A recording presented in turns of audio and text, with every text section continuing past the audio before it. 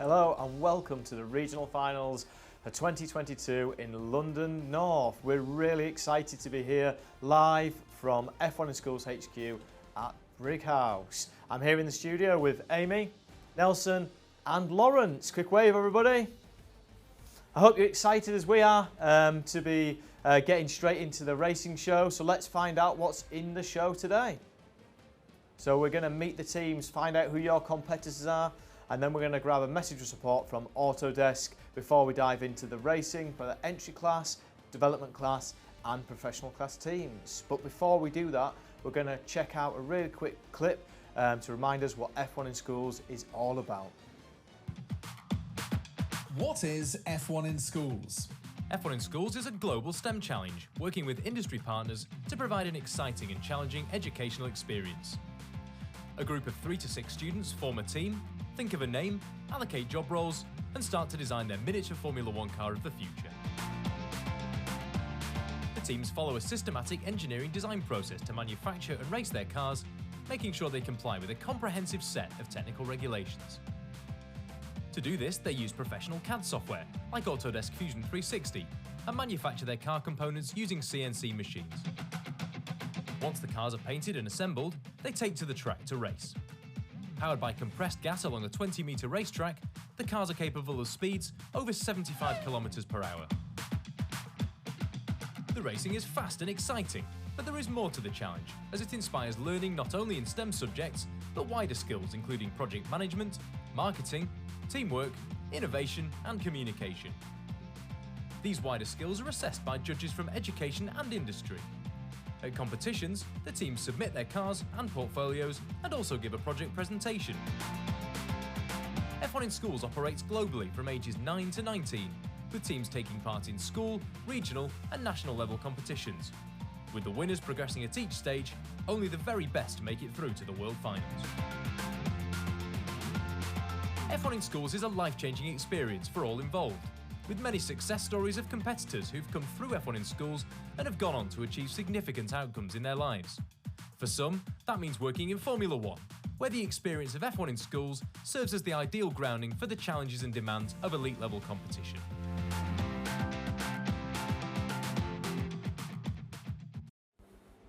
Well, what a great clip. But you all are here watching this video because you know what F1 Schools is all about. But don't forget to spread that message, share it amongst your friends. So let's find out who your teams are and who you're going to be competing against in today's regional finals. So there we've got the entry class teams loading nicely and into our development class teams. And finally, our professional class teams there at the bottom. So we've also had some intro videos from some of the teams sent in, so let's check them out now. Hello, we are terrible. Hi, we are Team Neutrino. Hi everyone, we're Team Phantom. We are Hammerhead. Hi, we're Team Tension. Hello, we are Selection Velocity. Hi, we're Team Summit. Hello, we are Quantum Racing. We are Victorious Racing. We are Phaeton Racing. We are Vertex Racing. Amazing stuff. It's so nice to see some of you guys, and we're actually really happy to announce that the national finals for the 2022 season are going to be in person at the Autosport International Show in January 2023. And also, our regional finals for the 2023 season are also going to be in person again, so we actually get to see all of you guys when you turn up to your events, which we're really excited about, aren't we, Nelson? Yeah, definitely. Nothing replaces the excitement of seeing the students pressing those triggers for the cars to go. Exciting times. So, before we actually get on to the racing, we're just going to have a quick think about STEM careers and get some words of wisdom from Matthew Bell over at Autodesk.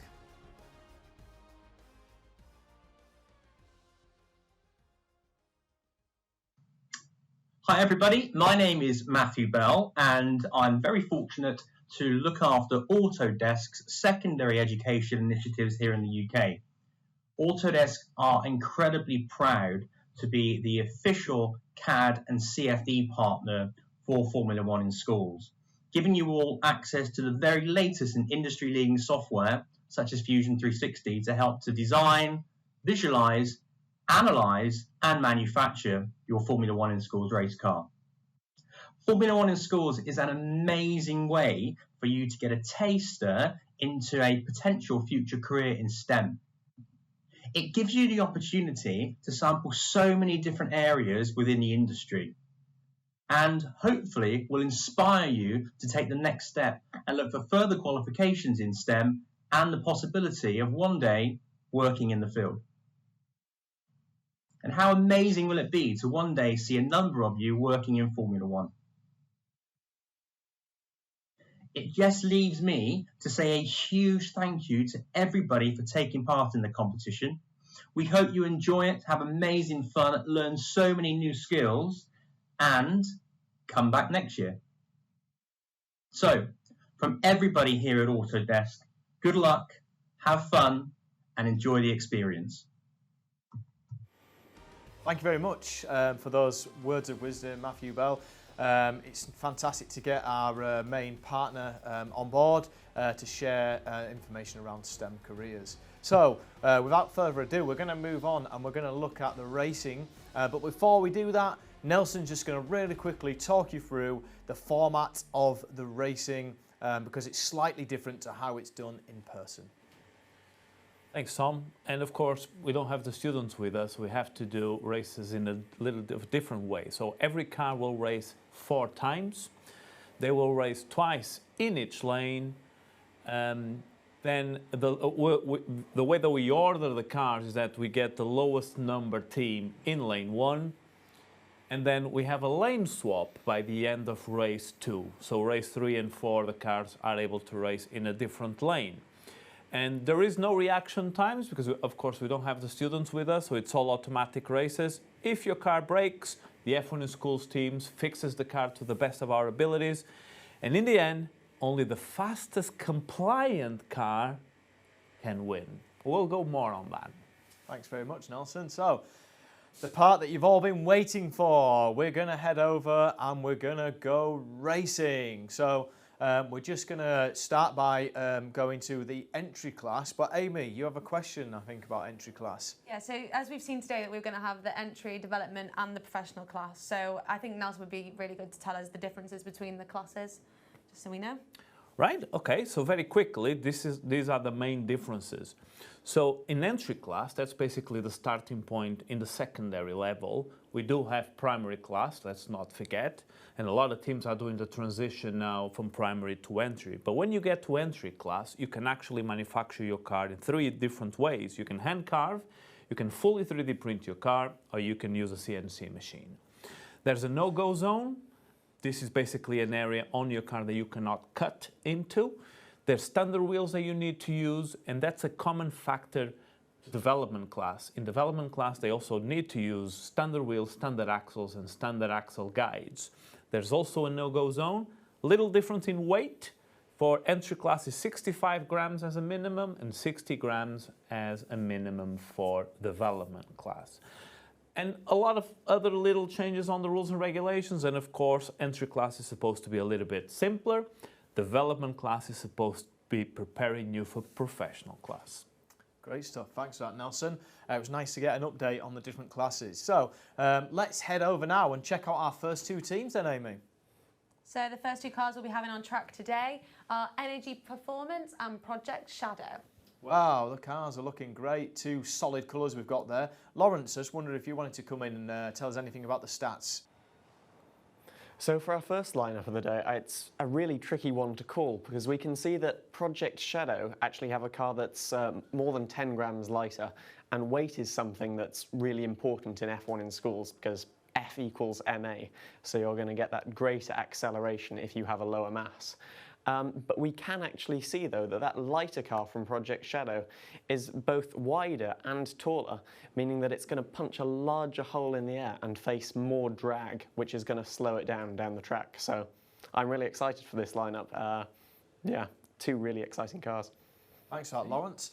Right, well, let's head on and check out the first race.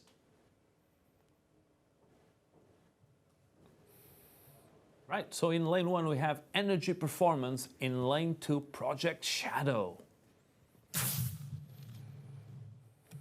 And Lawrence called correctly there. Project Shadow winning the race with a 1.522. Energy Performance close behind with a 1.665. Brilliant stuff. Great first race of the region. It's so exciting to be out on track. And just so you guys know, we've got Max and Amy as our track team today. They're running up and down the track, bringing the cars back, preloading the canisters and switching lanes after the second race for your cars. So let's have a quick look out on track. Yep, thumbs up. The canisters are loaded. Let's head out to race 2. So race 2, cars still in the same lane, so Energy Performance in lane 1 and Project Shadow in lane 2. Lights out, Amy. And that's another win for Project Shadow with a 1.486. Energy Performance with a 1.631. A little bit quicker than last time. 2 consistent kind of scores. Lawrence, would you expect to see consistent times for each race for all of the cars that we're going to see today? Well, I certainly wouldn't expect to see that, but when you see teams racking up these times that are within tenths of each other, it's a sign that they've got a really high build quality. So, you know, they're building these different cars, but there's no discrepancy between the parts. They've got this manufacturing consistency. They've got that attention to detail. So it looks like a really good job has been done by these 2 teams. Brilliant. Thanks, Lawrence. Well, hopefully the cars have been switched out on track. Let's check out race 3. Now race 3, we can now see Project Shadow in lane 1, Energy Performance in lane 2. And that's a third win for Project Shadow with a 1.516. Energy Performance still in the 1.6s with a 1.641. Got really consistent times from Energy Performance there. Project Shadow slowing down a little bit, potentially hitting the deceleration system might be having an impact on their time there. So the last race for these 2 teams, let's head out on track and find out what happens. So last race for this pair of teams. It's important to say, Tom, that it's not about racing against the other team, but it's all about the 4 times that the teams log. And Project Shadow has taken a full house there with a 1.511. Energy Performance just keeping in the 1.6s with a 1.697. Excellent stuff from our 2 teams there. Really exciting start to the region. Let's find out what that looks like on the leaderboard. The leaderboard's going to build up with our teams as we move through the class. And you can see there that Project Shadow is in position 1 with that 1.4x6, a great time. And Energy Performance are there with their 1.631. Now, we do notice an asterisk at the end of Project Shadow. Nelson, can you explain what that might mean? Well, if you had noticed on the screen, Tom, we have, if we can ask our technical support, thank you technical support for putting the image back. You can read it. Team under investigation for technical regulations. What this means, Tom, is that when the cars are scrutineered, there are certain regulations that have a deep impact on the performance of the car. And if a team is failing that regulation, it's only fair that they will lose out in certain awards. So, for example, the Best Engineering Award or the Fastest Car Award. There are some fixes that we do for if any car is submitted underweight, it doesn't race underweight, we will put ballast into it, but the consequence is that for each gram under, they will have double the weight put on the car as ballast. So we always try to make it fair, but in the end, if you were detected to have an infringement on a specific, very important technical regulation, you may be out of the Fastest Car and Best Engineering Award. Thanks for that, Nelson. Really great insight into the scrutineering process that we've got here at F1 in Schools HQ. So, Amy, let's move over and check out the next 2 teams. And the next race we're going to be having up is going to be Terrahawk and Environmental Mandem. Oh, and that looks like a sea cucumber, that one. That's, 2 very interesting designs that we can see here. Lawrence, would you like to give us a few stats here? Yeah, so, I mean, the weight, that was the key factor that we saw differentiating our first race, and we can see that Terrahawk have got a much lighter car with 65 grams as opposed to the over 100 grams of Environmental Mandem, and also a beautifully shiny car from Terrahawk, beautiful finish there. But on the aerodynamics side, I mean, obviously that's quite a large car for Environmental Mandem, but also, you know, those profiles, they're very smooth. We're not going to be causing much turbulence there, so I think that car could perform a bit better than you might think. Great stuff, Lawrence. Really great insight into this race. So let's head out on track and find out what happens. Now, race 1 with Terrahawk in lane 1 and Environmental Mandem in lane 2. And we can see there that Terrahawk takes that one with a 1.341, a very quick time. Environmental Mandem a little bit slower with a 1.886, but I think that we kind of expected that considering the weight difference. We did. The name's absolutely brilliant, Environmental Mandem, and maybe that might mean that they've got some stuff around the environment in their portfolio. So Amy, can you just give us a little bit of a chat around how important the portfolio elements are, not just the racing? I mean, the team that I competed with have never really had a very strong racing car, but we always made sure that we put all of our design features and everything else that we kind of made into the design of the car in the portfolio and explained it to the best of our ability. So portfolios were always our strongest point, and I definitely think there's a lot more to the competition than just racing. And Amy did very well as part of the competition alumni, so there's some great advice there. Make sure those portfolios are absolutely perfect. Right, they're ready out on track. The canisters are loaded. Let's head out for race 2. Race 2, car still in the same lane. Come on, Environmental Mandem. And Terrahawk wins that one with a 1.355, Environmental Mandem with a 1.850. It's really good to see that it's actually reaching the finish line, because some of the heavier cars kind of struggle with getting to the end of the finish line, so great job there. So that might be down to the construction that Lawrence was talking about before, being consistent and well put together, which is definitely a good sign. So well done to Environmental Mandem with their times. Nice and consistent, really, really good set of races again. So we've got the thumbs up out on track and lanes have been swapped. So let's head out for race 3. Race 3, now cars in the different lanes with Environmental Mandem in lane 1 and Terrahawk in lane 2. And Terrahawk wins that one with a 1.39, Environmental Mandem with a 1.94. Slightly slower on the finish there, but Terrahawk's going really, really well with really consistent times, all below that 1.4 second mark, so well done. You know, Tom, I have to praise the color choice for Environmental Mandem. It's just bright and live. It's not like some teams that just look like mud, no creativity at all in the color choice. You know, the car may be slow, guys, but there's always margin to improve, and we learn with our mistakes, and that's why we all start in entry class, and we have development and professional class to improve. So I'm sure we'll see this team again. Yeah, great advice there, Nelson. And I've got to be honest, I love the name as well, Environmental Mandem. I think that's a great name, so well done to the team for coming up with that one. Right, let's head out on track for race 4. Race 4. Another race. Terrahawk, Environmental Mandem. And that was a really quick one from Terrahawk with a 1.31. Environmental Mandem going a little bit quicker with a 1.898. Great set of 4 races there. Well done to both teams. So let's see what's happened on our leaderboard. So you can see there the teams are highlighted in orange that have just raced. So we've got Terrahawk there with the 1.310. Well done, a very quick time. And Environmental Mandem there in place 4 with 1.850 as their fastest time. And neither of the teams have an asterisk, so both teams were completely legal from a scrutineering point of view, which is fantastic to see. Let's introduce the next 2 teams, Amy. And the next 2 cars we're going to be having on track, Team Neutrino and Astro Speed. Wow, some cool looking cars. So in the entry class, Lawrence, you can 3D print, or you can CNC machine, or you can hand carve. What kind of a difference would the manufacturing choice make to a car on track, do you think? Well, I mean, we've talked about that consistency before. So, you know, hand carving, you're less likely to be able to replicate the same thing multiple times, and definitely with reaching those like tolerances in the rules, like your no-go zone, you make it more of a challenge for yourself, I think.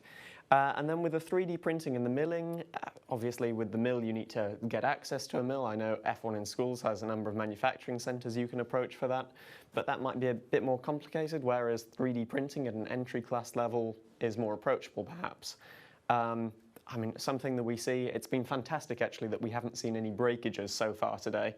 And with 3D printing, you can adjust the infill, which allows you to get that balance between strength and weight to kind of make a car that's as appropriate for purpose as possible.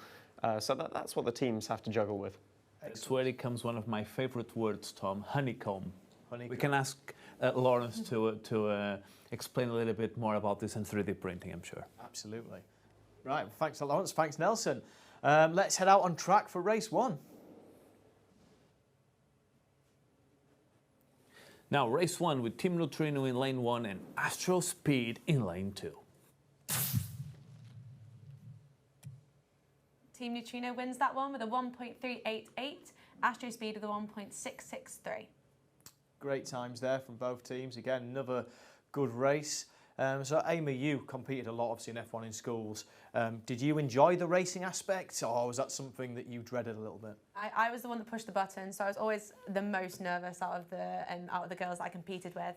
But that's really the bit that you have to get over, because all of your other project elements have been submitted. So that's the last thing you do, and it's the most nerve-wracking, but as soon as it's done, you can really relax and enjoy the competition. So it was definitely nerve-wracking, but it was exciting. Great stuff, thanks Amy. Let's head out on track then for race 2. Race 2, teams in the same lanes. Let's see if Astro will have a little bit more speed. I think you jinxed it, Nelson. Astro Speed with a 1.781, Team Neutrino with a 1.48. So, curse of the commentator there from Nelson. I bet the teams are really happy with you right now. As the cars are getting switched lanes, Lawrence, would you like to tell us a little bit more about this term honeycomb and 3D printing? Yes, so with 3D printing, obviously like a milled block, you can choose to have it solid, but in that circumstance it would be completely dense, so it would be very heavy. So you can actually choose for it not to be solid throughout, and in which case it can have a variety of different patterns, of different strengths. So this is called the infill generally. So what Nelson mentioned, the honeycomb is a very popular pattern. It's very strong, but there are also other patterns like a cubed pattern, and essentially the different strengths of these allow you to have lower and lower infills, allowing your car to be less heavy. Amazing stuff, thank you very much. Super cool. Let's head out and check out race 3. Race 3.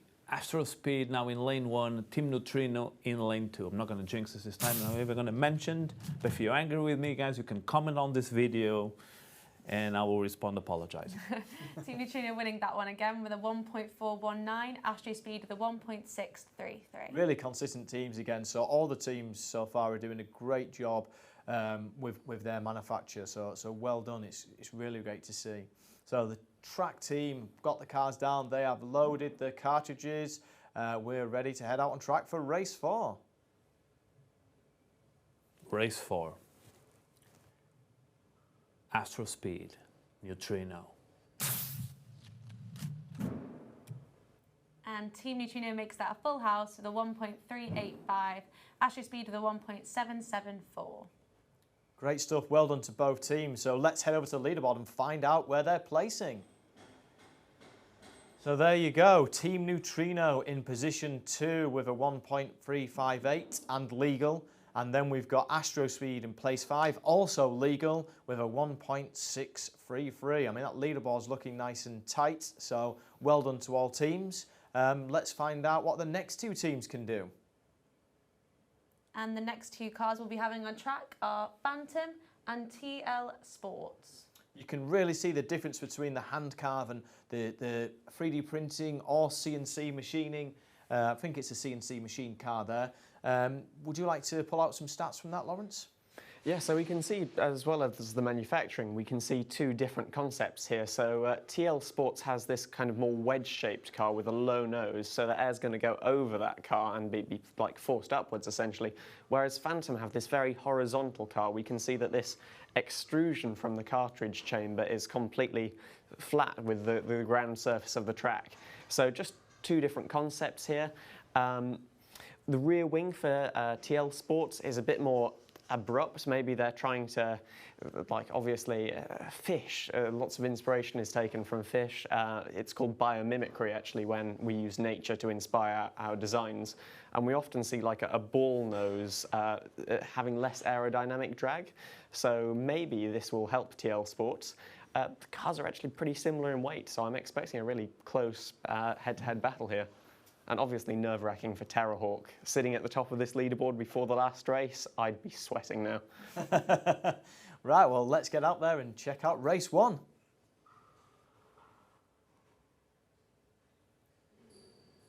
Right, race 1 with Phantom in lane 1 and TL Sports in lane 2.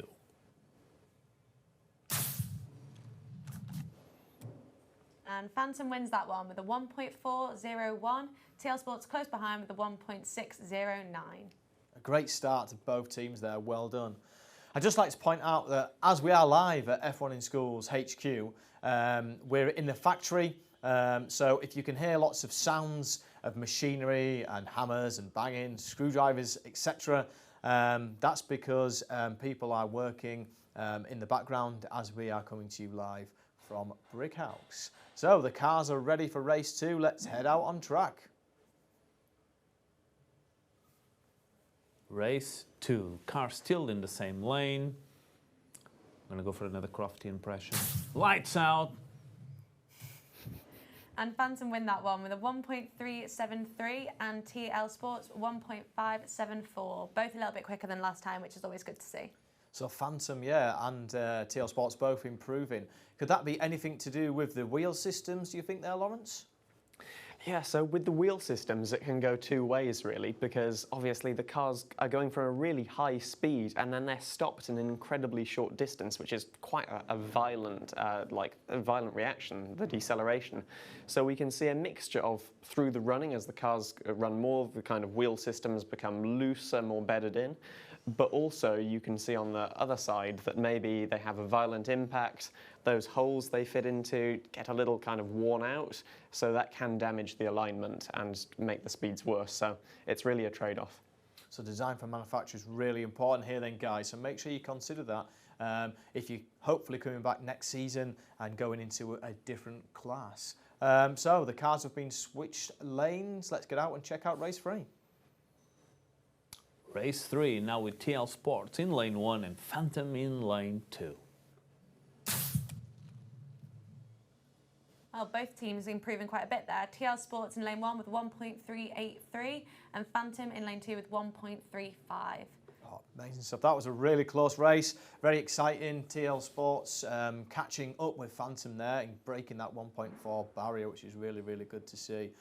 Just having a quick look out on track, and there's a thumbs up there from Max. The canisters are loaded. Let's go and check out the final race of this pairing. Right, final one, TL Sports, Phantom. Let's see if those wheels are becoming loose with racing for this race 4. And you jinxed it again for TL Sports, Nelson. A little bit slower with a 1.652. However, Phantom did improve with a 1.33. So well done to both teams there. Great stuff. Well, let's move straight over to the leaderboard then. Let's find out how the teams are placing after their races. Oh, wow, look at that. So we've got Phantom there in second position with that 1.330, and you've got TL Sports placing in third position with the 1.383. So really hotting up at the top of the leaderboard. Did notice that both cars have been flagged under investigation, so check out the award shows tomorrow to find out what impact that might have on the team's awards. So I think we've got one more race left in the entry class for the London North Regionals for 2022. So Amy, would you like to introduce the last team? And we have a solo racer at the end, HMR Head. Wow. It's looking good. You can see some team identity flowing through quite nicely for this car. Amy, I know you were keen on your team identity when you were competing. Have you got any comments here about this one? Yeah, no, I love it. I'm very much a black and green F1 in Schools team, but black and blue I think looks lovely. And like we said, they've got the hammerhead shark there, so I think it's nice to have some of that biomimicry that Lawrence was talking about. Great stuff. Right, well, let's head out on track and find out how it performs.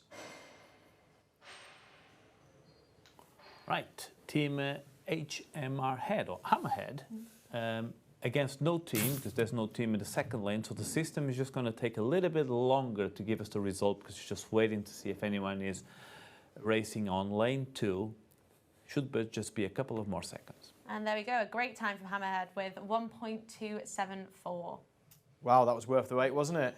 Really quick time there from Hammerhead. Did you notice anything from the stats, Lawrence, that might have made that a little bit of a quicker car? Well, they're definitely one of the lower weight teams we've seen today, if not the lowest, in fact. And just the finish of the car, you can see those cars where it's got a really glossy finish. I'm not sure the finish really relates to the speed, but it really relates to the attention to detail that teams like that have put in across the board, and the care, and that really makes a difference. Great stuff, attention to detail. Race 2, let's head out on track. Race 2. I would just say that my favorite animal is an elephant, so maybe I wouldn't be inspired to design a car with biomimicry with an elephant. A great job with the hammer shark. We're just waiting for that time. And there they have it, another under 1.3 with a 1.297. They've got them really consistent times coming through, which is great. And an elephant, Nelson, rolling around in the mud, you'd have a really poor car, I think, if you were entering the competition. Oh, you love what you love. Right, I think the car's just been switched lanes. Yep, the car, sorry, just Hammerhead out on track at the moment. So let's check out Hammerhead in race 3. Now, race 3, so they kind of swapped lanes. So we'll see the performance of changing lanes has any big impact.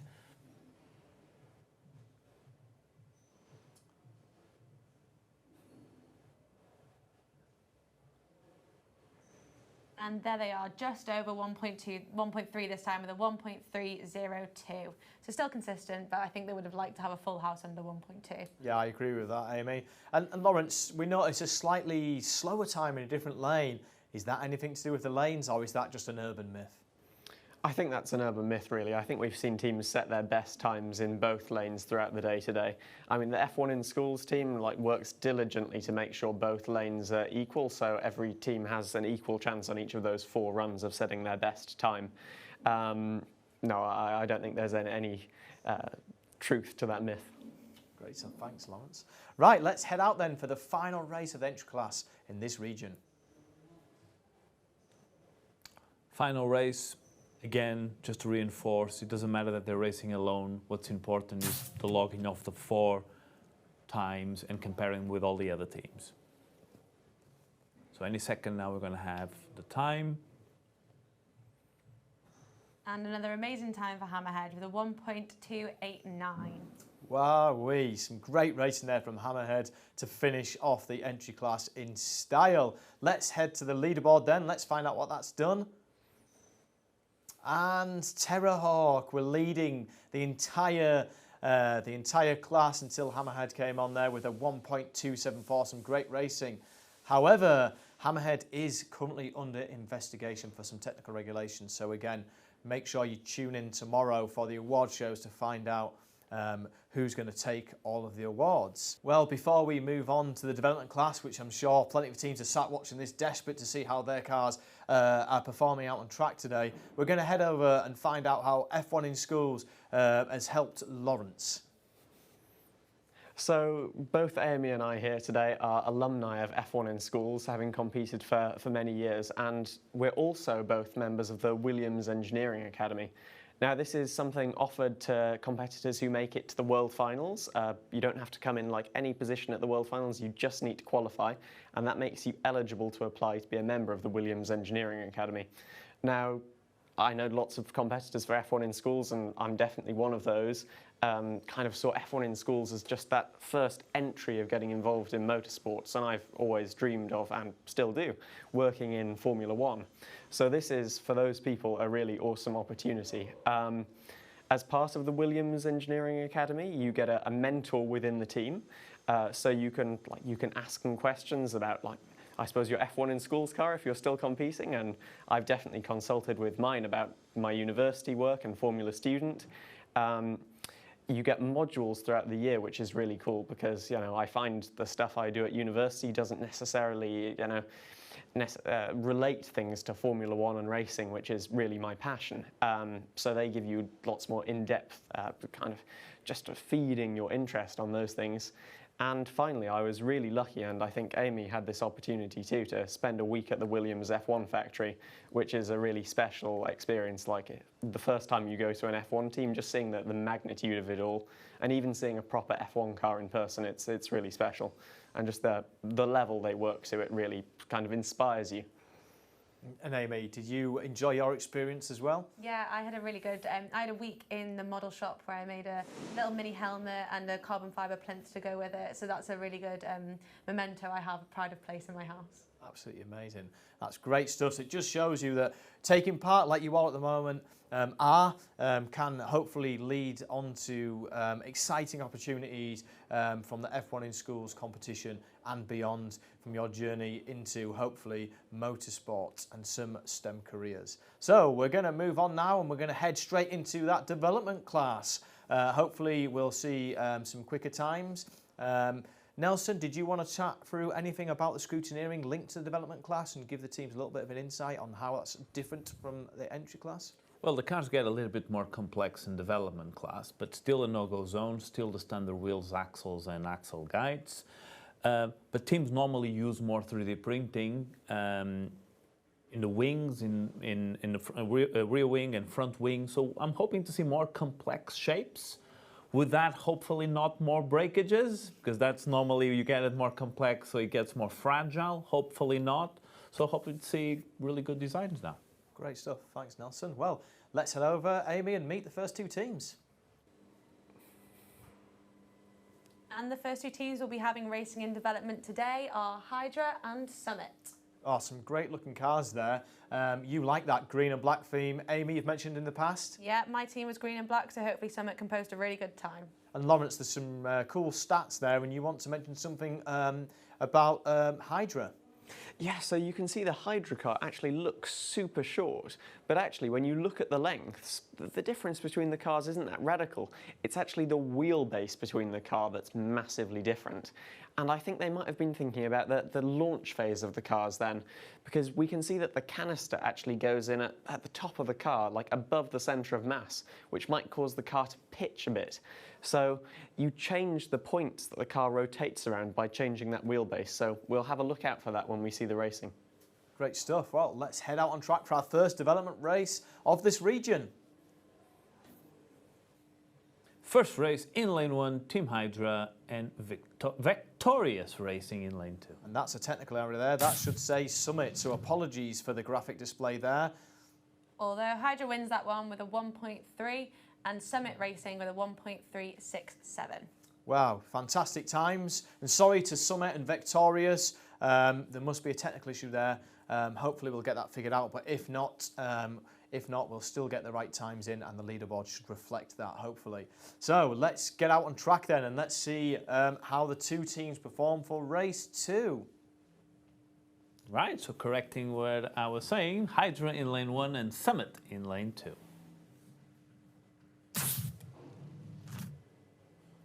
And there we have Hydra winning that again with a 1.351, with Summit Racing with a 1.422. Well done, team. It's quite confusing, so I hope at home or at school while you're watching this, you're managing to keep along with Team Summit there, posting some good times. We've got nice, consistent times coming from both these teams as well, so that'll be down to some high-quality construction, assembly and manufacture, so well done to both teams. So out on track there, the teams have been loaded into different lanes, so let's see if the technical issue has been fixed, and let's head out on track for race 3. So now we have Summit in lane 1 and Team Hydra in lane 2. What a close race we have there. Hydra winning again with a 1.34 and Summit Racing with a 1.354. Excellent racing. It's a great start to this development class. It's really good to see some high quality cars flying down our track here at the F1 in Schools HQ. Sorry about the technical issue. Let's see if that's been sorted again now for race 4. So race 4, it's not Victorious Racing that we're seeing, it's Summit and in lane 2, Hydra. And Hydra make that a full house with a 1.349 and Summit Racing posting a 1.507. Wow, great times, well done. Summit going a little bit slower in their last race, potentially the deceleration system having an impact on their assembly there. Well, let's check out the leaderboard, and fingers crossed that's correct. And it is. Thank God that we've got that sorted. So, Hydra there in position 1 with a 1.300, and we've got Summit there with a 1.354.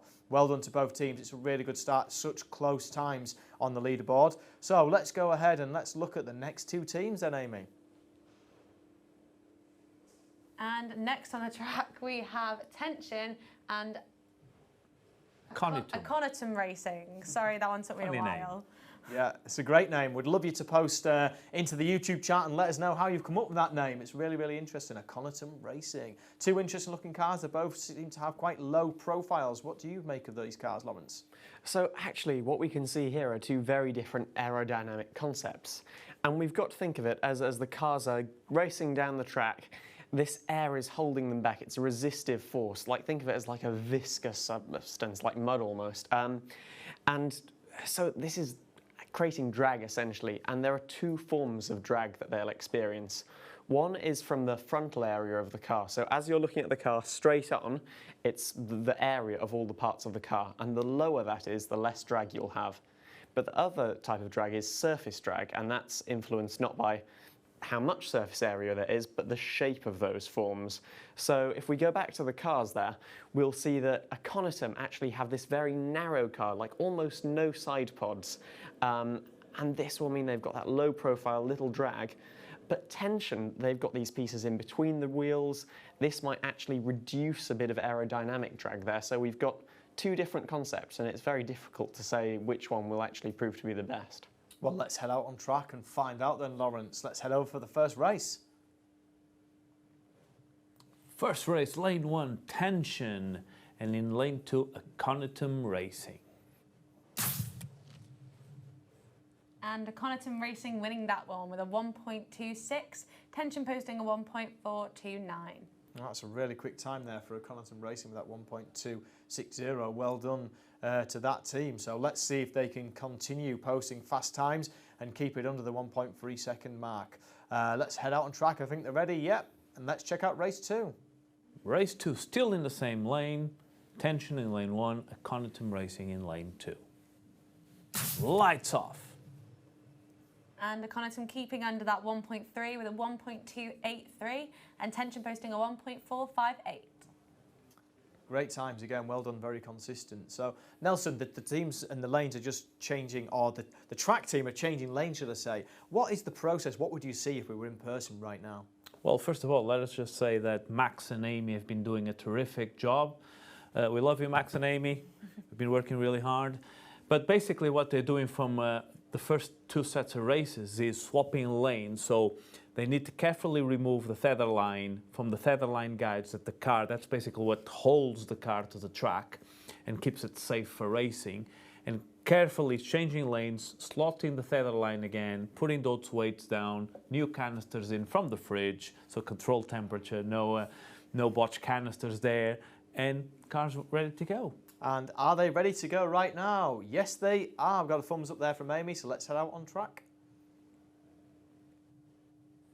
So race 3, now with Aconitum in lane 1 and Tension in lane 2. And Aconitum win that one again with a 1.32. Tension going a bit quicker with a 1.398. Yeah, Tension posting a really good time there, speeding up from their previous two races, so maybe that wheel system is just getting up to speed and ready to go, so we can find out what happens in the fourth and final race of this pairing. Let's go out on track. Fourth race and final one for these teams. Aconitum Racing in lane 1, Tension in lane 2. And Aconitum Racing winning that one again with a 1.389, Tension with a 1.502. Great stuff from both teams there. Really exciting racing. So let's check out what that's done to our leaderboard. So you can see there that Aconitum Racing have jumped into position 1. Well done with a 1.260. The first team in our development class to go beneath the 1.3 second mark. And Tension there in place 4 with a 1.398. But they're really, really close times. That leaderboard's very, very close with one round left. It's all to play for. One thing to note is that all 4 teams are flagged for under investigation, which is quite an interesting point. So make sure you check out our award shows tomorrow to see how that affects the awards. Let's head out and find out who the next 2 teams are, Amy. And our final 2 teams on track will be Celestial Velocity and Vectoris Racing. Wow, 2 great looking cars there. Plenty of decals on Celestial Velocity. Would you like to make any comments on that, Lawrence? Yeah, so the decals on the car, like they shouldn't really have any impact on the performance of the car on track. They'll be very, very thin, so they shouldn't impact the aerodynamics in any way. But they represent kind of the effort that's been made to get the team on track. You know, these sponsors are the people giving the teams either, you know, knowledge transfer or some funding, you know, which is allowing them to develop their car and just the funding to build it and get it here. So it's really nice to see that, I mean, really striking livery in the first place from Celestial Velocity, and also just get those sponsors that have helped the team getting the exposure in return. Fantastic stuff. Right, well, let's find out what happens in the first race. Right, first race, Celestial Velocity in lane 1, Summit in lane 2. That looks like another technical error there. And we have Vectoris Racing winning that one with a 1.261, Celestial Velocity posting a 1.306. The technical team letting down the side there with that absolutely brilliant time, which was really posted, really good, so well done. And Celestial Velocity also with a really good time as well. That was a very close race, probably the quickest one we've had between 2 pairs so far. Thumbs up out on track. Let's get out there and check out the 2 teams. So in race 2, it's Celestial Velocity in lane 1, but Victorious Racing in lane 2. Please leave a message in this video and we'll pass those messages to our technical team. And Vectoris Racing wins that one with a 1.237. Celestial Velocity really close behind with a 1.29. I think that was the first race where both teams got under that 1.3 second mark, which was really impressive, so well done. So as the teams are sort of changing over and switching lanes, Lawrence, you've competed a lot in F1 in schools. What's your main highlight that you'd like to share with the London North teams?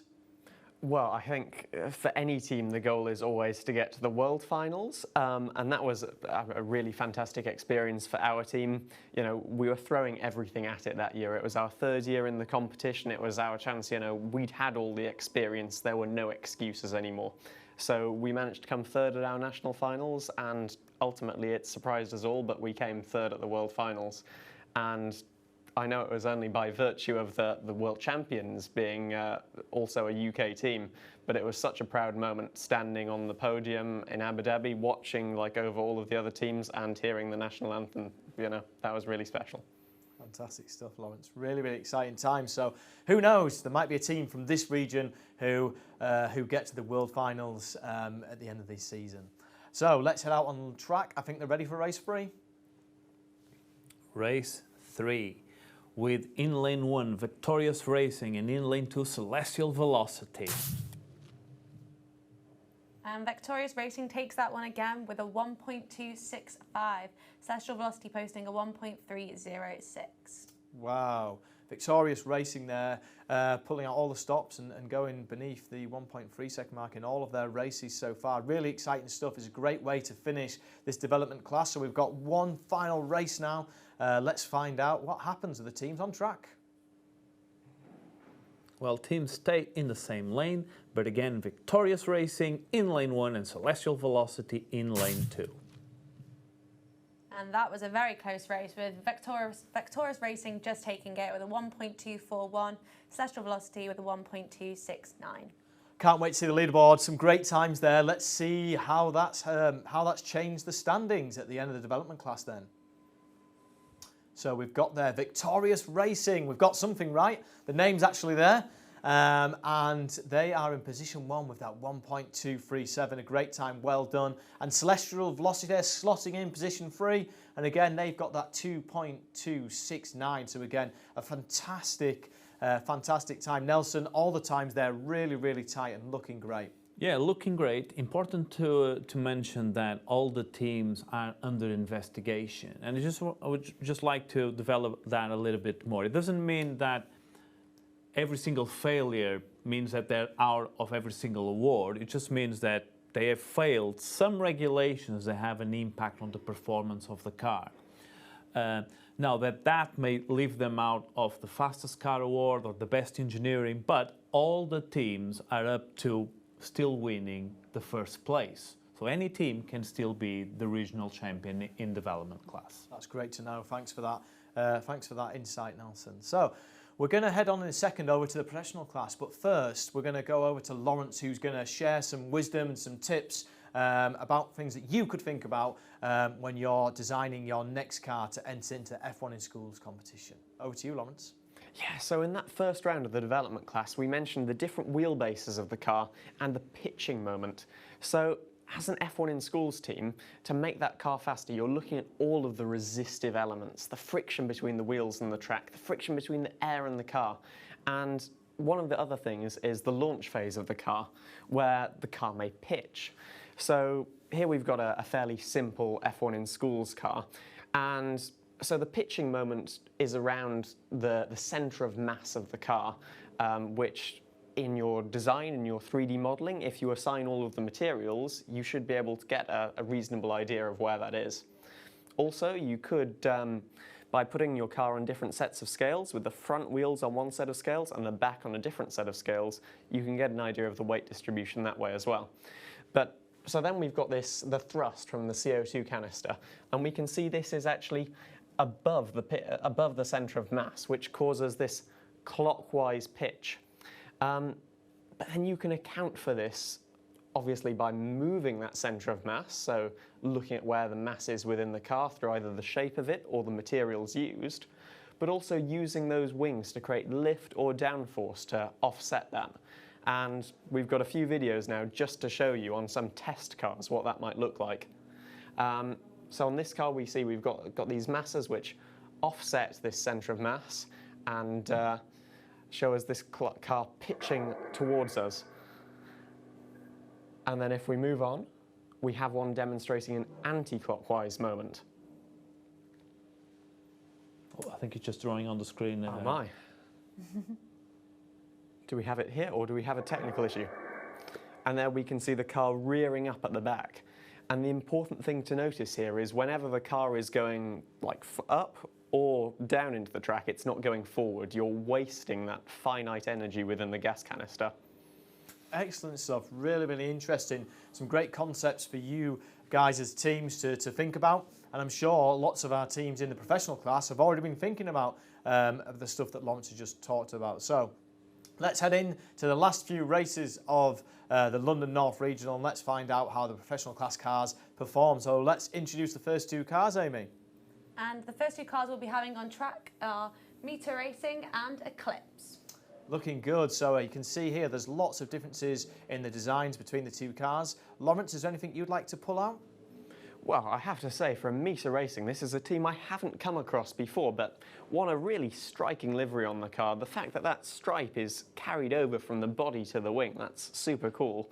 But also, that attention to detail is reflected in the weight of the car. To 0.1 of the gram, that's sitting on the minimum weight for the professional class, which, as we remember, is 10 grams lower for the professional class than development or entry. Another thing that we notice in professional class, is that the teams can design their own wheels and they can also use bearings rather than the standard bushings and axles, which means we should expect some much faster times in the professional class. Well, let's see if that happens. So let's see how Meter Racing and Eclipse do. Right, lane 1, Meter Racing, and in lane 2, Eclipse. Both teams showing World Finals potential here. And that's a win for Meter Racing with a 1.128. Eclipse very, very close behind with a 1.158. Some really fast times. So, Lawrence, do you think that those times are down to the wheel systems, the bearings, or could it be other elements as well? I mean, when you get to the top level, we'll see this leaderboard develop, and we'll have to see if anyone improves much below that 1.128, which is they've set the bar high on this first race of the day. But when you get to the top end, it's everything. So you'll have these bearings that won't degrade run by run, because we've got to remember, while it's awesome getting that fastest car award, like there's such pride that comes with that, the scoring isn't just done on a team's fastest time, it's done on the average of their second and third fastest times. So it's really important that those bearings don't degrade, the car doesn't break. Anything which could cause its other runs to be less fast will harm them in the standings. Really interesting. Well, let's find out then. Let's go out on track to check out race 2. Right, still teams in the same lanes. Let's see if the cars are going to go faster this time. Wow, look at that time from Mitre Racing with a 1.099. Eclipse very close behind with a 1.147. 2 really quick times there. Well done. I think Mitre Racing there with the fastest time we've seen from all of our shows. Yeah, it's really interesting to see these teams flying on track. And I have to say, I absolutely love the sound of the canisters when they go off. The cars running down the track and hitting that deceleration system. I know you like that as well, Nelson. Oh, I love it. I even made a joke for it. You want to hear it, Tom? I'd love to hear it. It's my pleasure to tell it in every single show. So what does a CO2 canister say to another CO2 canister, Amy? I don't know, Nelson. What do they say? I will tell you. They say... Right, we can move on now. And there was a tumbleweed just going through the studio. If anyone would like to take that joke and use it amongst their friends and lower their street cred, please do. Anyway, it looks like the teams have changed lanes, and let's find out what happens in race 3. So Eclipse now in lane 1 and Mitre Racing in lane 2.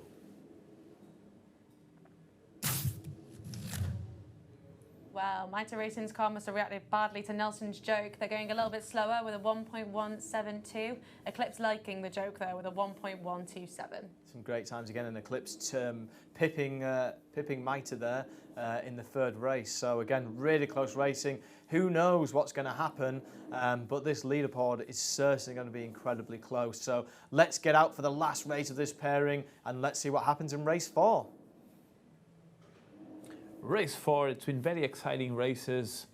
Let's see if the teams can go faster. And they certainly can. Eclipse posting a 1.099, exactly the same time as Mitre Racing from previously, and then posting a 1.143. Wow, that was unbelievable racing. So close between these 2 teams. Absolutely fantastic stuff. Well done to both sets of teams. I hope you enjoyed watching that racing. Let's find out what that's done on our leaderboard then.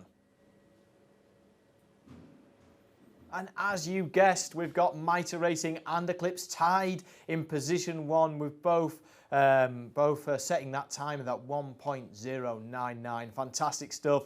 Absolutely brilliant for both teams. Was one important thing to notice there though, that Team Eclipse was flagged for under investigation. So again, let's find out in the award show tomorrow if that has had any impact on the awards. So we'll head over now to the next set of races. Amy, over to you. And our next 2 races, the Battle of the Oranges, we have Photon Racing and Vertex Racing. Some cool logos there and some pretty interesting stats. What do you think for those stats then, Lawrence? Well, they're 2 very well-finished cars, and we've got 2 different approaches to the wheels, is what I notice instantly. So Vertex Racing have these flat sidewalls on their wheels, which I think the aim will just be reduce the amount of area that's spinning, creating turbulence, which will essentially mean that the aerodynamic surfaces on their cars don't perform as they've expected. Whereas Photon have this open side of the wheel, and I think what we can see out at the end there is the little stub axle where they secure their wheel. Sadly, something I do notice, I don't know if that's correct, but the weight of their car appears to be very large. I don't know if they've taken my advice about the pitching moment too seriously and added some lead in there. I'm not quite sure how they've achieved that weight, because it is a very smart looking car. Well, let's get out on track and find out what happens.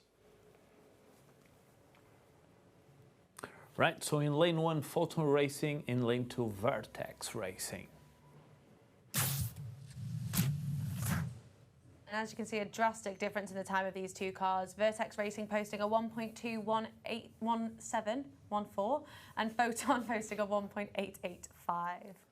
Yeah, so a really quick time there, really quick time from Vertex Racing. Maybe Photon Racing could take a little bit of Lawrence's advice and try and look at how they could potentially make their car a little bit lighter and enter the competition next year and come back stronger. But you never know. Let's find out if Photon Racing can come back with a vengeance and get their times a lot closer to Vertex Racing. So let's head out on track now and see what happens in race 2. Race 2 with teams in the same lane, so Photon in lane 1 and Vertex in lane 2.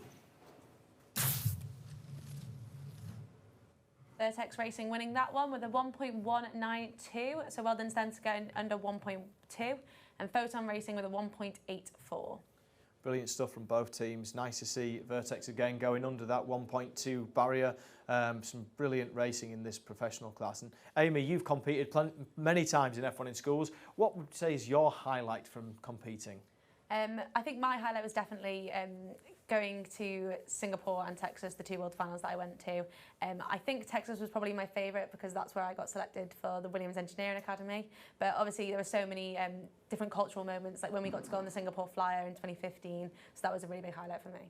Absolutely amazing stuff. Opens lots of doors, F1 in schools.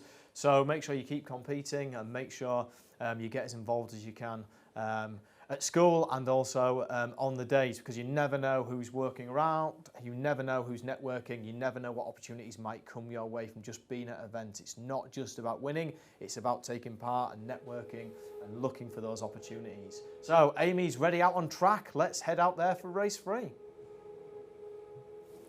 Race 3. Now teams in the opposite lanes, so Vertex in lane 1 and Photon Racing in lane 2.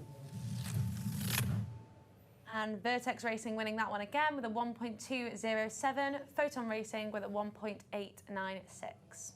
Really fast time from Vortex and Photon there, getting very consistent times. So their engineering and assembly is obviously very well put together, and perhaps it's just maybe the weight that's causing those slower times for that team. So let's head over now. The final race here, race 4. Race 4 and final race for these two teams.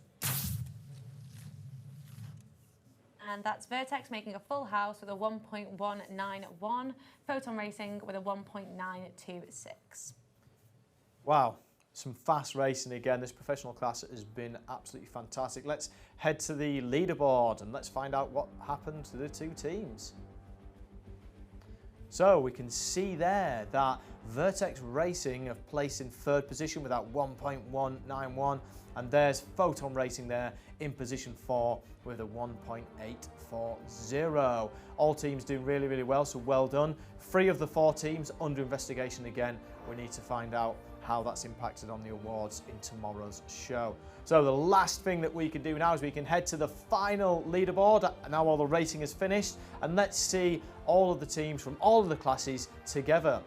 So what's really interesting to see here, that we've got Hammerhead, Team 7 there with that 1.274, the entry class, mixing it in with the developments. So really well done there to Hammerhead. All the pro classes well done. All of the development class teams and all of our entry class teams are really well done. Some fantastic teams, some fantastic times, and some great looking cars. We can't wait for the awards ceremonies tomorrow. So please make sure you do tune in and come and see how your teams performed and the overall standings. So it just leaves you now just to say a massive thank you to all the students involved in all of the teams, all the teachers supporting all of the students. You do a great job producing such an amazing set of cars and teams, and all of the subject elements that you've already sent in from this virtual regional finals. And I just wanted to say in the studio, a massive thank you to Lawrence and to Nelson and to Amy, and finally from me, Tom, and we can't wait to see you all tomorrow. See you soon.